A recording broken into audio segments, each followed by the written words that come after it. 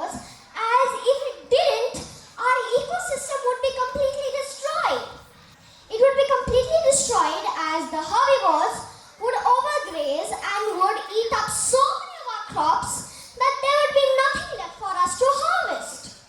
Example, a tiger does not eat any herbivores. Imagine the number of herbivores that would have been alive. They would have eaten all the crops available and only a little, some amount of crops would be available for us. You might say a tiger is good because it kills beings only for its food. But first, let us understand what is good and what is bad. What is a good trait and what is a bad trait? You cannot define a tiger as good or bad because those are human perspectives. Killing innocent beings for food is cruel. So I'd like to first define the ecosystem. This is how it goes. First, the plants produce their products, the herbivores eat the plants, and the carnivores in turn eat the herbivores. So, if the carnivores are not there, then the herbivores would multiply drastically and there'd be almost no plants. If tigers are not there, there will be an increase of herbivores and reduced population of plants, which can cause global warming and reduces the population of human beings. Reflecting to what Team B had said, and a tiger is bad because it eats animals that have done virtually nothing to it. But that's its normal food habit. How would the tiger feel? Because as its teeth, they are not suited to eating the food of herbivores.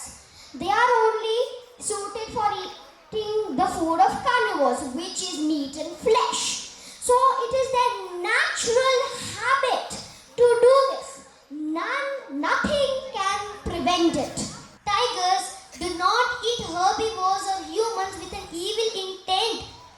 They are carnivores. They have to eat meat to survive.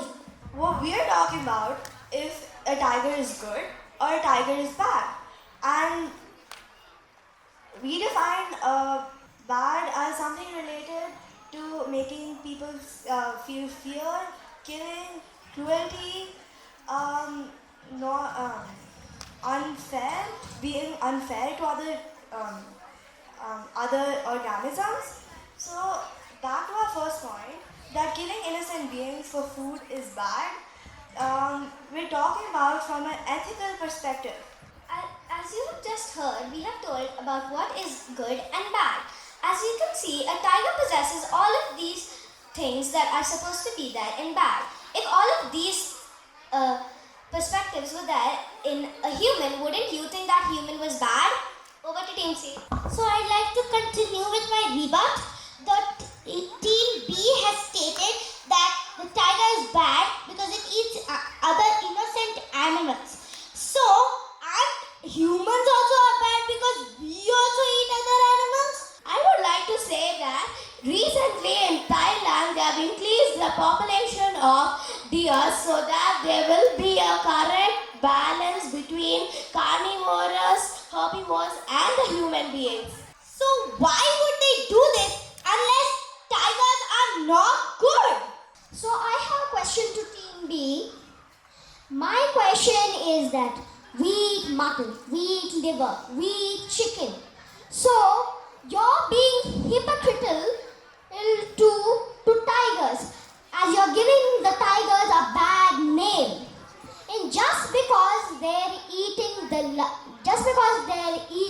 animals. We also eat animals and we also enjoy eating animals. And our chicken, our mutton and our liver, they don't just appear out of thin air. They come from animals that are killed by our own hands. So how are we any different from tigers? I agree with my partner. I have one more to tell you guys. We humans encroach to the tiger's habitat, so they are forced to leave their towards the human's habitat. Thank you. Humans have a choice to be vegetarian or non-vegetarian, to eat chicken, fish, or to not eat them. In many cultural beliefs, a tiger symbolizes bad, being killing other animals and being cruel and not giving them a fair chance at life. So, I'd like to say that the number of tigers in a zoo is 1 to 8 to the deer population. It is important to conserve tigers because it saves our life day to day. And a tiger eats 1 deer every week. That is approximately 52 deer a year. And how much do we eat? We eat about 1 chicken every day. Reflecting to what Team B had said, you say that we have a choice to eat vegetarian or non-vegetarian. Sure we do, but all of us have an aspiring to be strong, muscularly also. So, just eating in vegetarian food won't give us the same strength as eating both.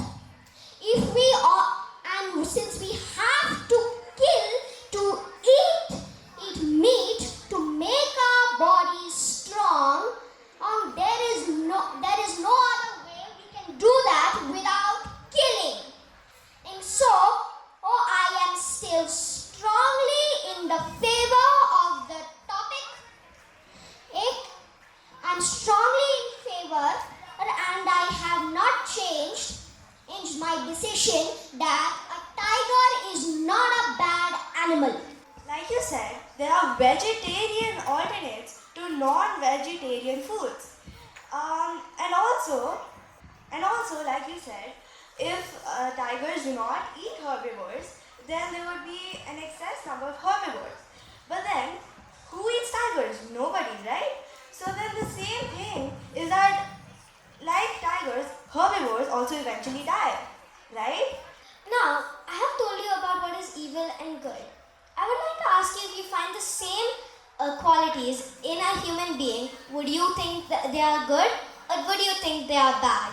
So, to rebut Team B, they said that they asked me if you